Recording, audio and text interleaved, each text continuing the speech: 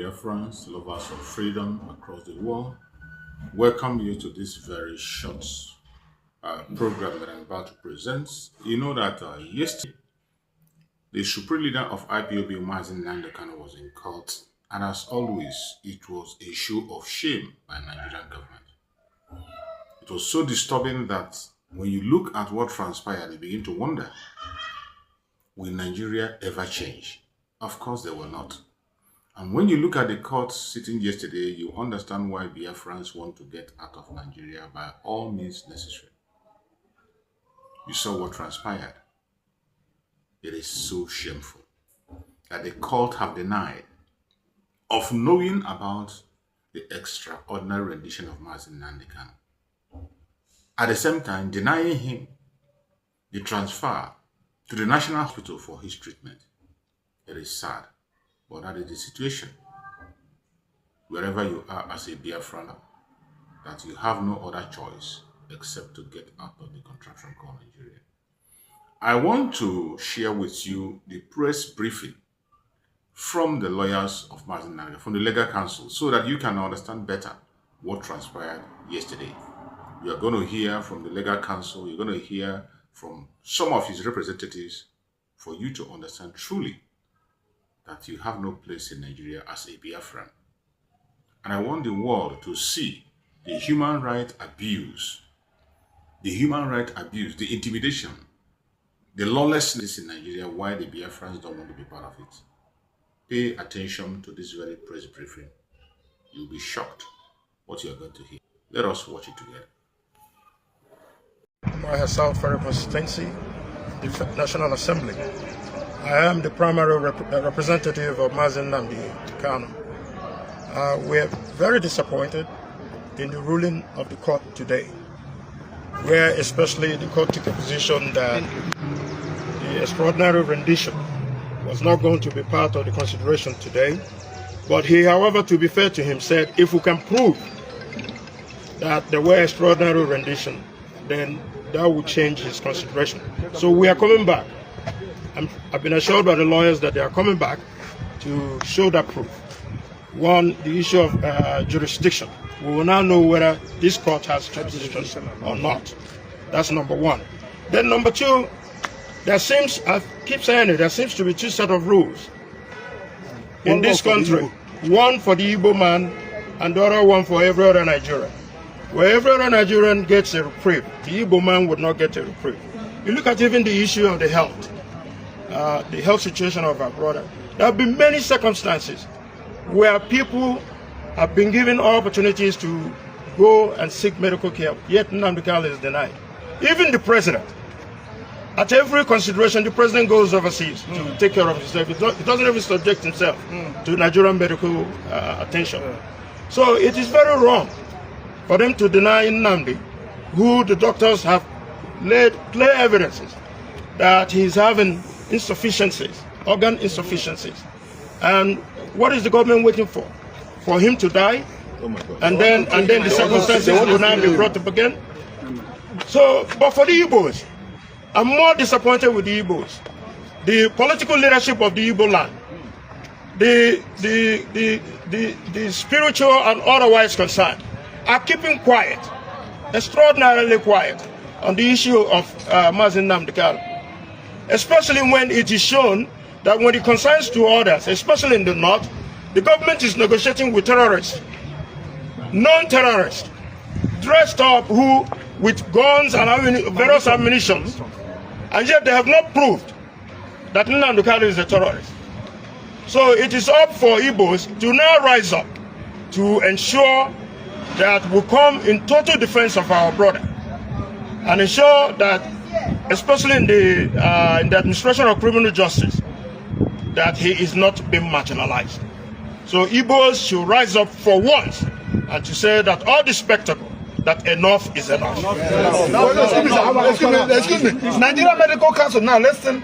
The Nigerian Medical Council, you people examine Mazi Nnamdi Kanu on, that was 3 days ago. Yes. And the report will have it where you people said that the report given by AJ did not even capture the entire health condition of Nnamdi Kanu, you discovered more.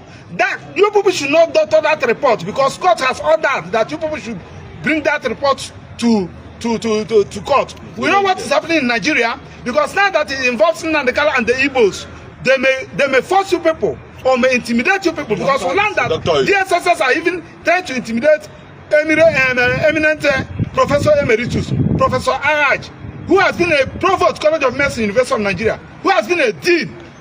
His medical record is there, and somebody that is not even a consultant is questioning the report given by Araj. Now the team, you people constituted, met Mazi Nnamdi Kanu, that was 3 days ago, at the DSSS, and Nnamdi Kanu subjected himself. We have that report. That report, as you people have it, provide it in court. Having said that, intimidate you people, because we learned that DSSS are even trying to intimidate eminent Professor Emeritus, Professor Araj, who has been a provost, College of Medicine, University of Nigeria, who has been a dean.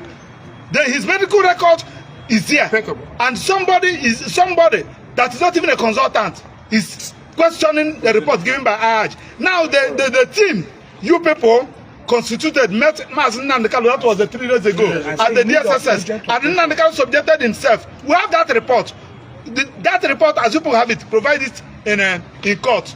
Having said that, now what gave rise to this particular issue of medical council is the petition I personally submitted against Dr. Mohammed Nasiru from DSSS, the doctor that never examined Nnamdi Kanu, but he decided to depose falsely on oath. 37 paragraph affidavit. I submitted that petition. It was on that basis that Attorney General ordered the medical council to constitute a different board. We have been following it up, and that petition must be heard. And the Dr. Nasiru should be, with his license as a medical doctor, if he is, should be withdrawn. I, Chief Barrister Maxwell Opera PhD, is submitting. He should be there. Just like what Honorable said, I'm highly disappointed to my fellow Igbo people. Oh my God. Nnamdi Kanu is suffering this because he's an Igbo. Yes. We must say it. Yes. Had it been that Nnamdi Kanu is from the north or from the southwest, he wouldn't have been there by now. He would have been free. And everybody's keeping quiet. Both the religious leaders, both the political leaders, both those in diaspora, nothing is happening. You feel that it's Nnamdi Kanu that is this. I'm highly disappointed. So this is the genesis. The judge said that he's not aware of a extraordinary rendition. We are taking it like that. We are going to bring a formal application. We are going to attach all the whole judgment given by even Kenya. The country said that yes, our country did not do well. Now Malami is he has turned activist. The Malami that comes in, he has turned activist. He's now in opposition. As you are doing anything, remember that you cannot be in government forever. Yes, tomorrow. That is my message to you. Thank you. I want to say something. And finally, hold on. And finally, to conclude everything, it is despicable. We take a serious exception to the fact that the doctor that examined Onyendu, Mazi Nnamdi Kanu, emeritus professor of medicine, well renowned all over the world, that someone from the government side reported him to the Nigerian Medical Association, and he was summoned to Lagos to face a panel, all because he returned the truthful diagnosis on Mazi Nnamdi Kanu. So this persecution knows no bounds. We are wondering when they are going to come after the lawyers as well. They are now going after the doctors. The idea that the doctor, the primary physician for Mazi Nnamdi Kanu, chosen by him, is being intimidated by the government is despicable. The primary goal of everybody should be the health condition of Mazi Nnamdi Kanu, not the intimidation of anybody that brings the truth before the authorities. The doctor is a witness of truth, and on that truth we shall stand.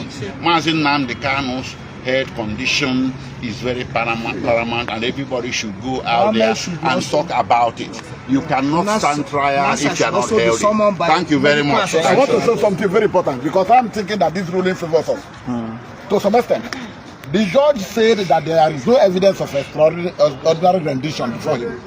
that is a case of jurisdiction. He has said it. Yes. So we are not entering defense until the court determines it. Whether he has jurisdiction or not. So the court has given us a hint. We are going to file it and bring the evidence that the court has. Correct. Once it discovers that It does not have a that the court has no jurisdiction. So let us go with hope in our heart that the door is not closed. Very, very well. We are going to do it.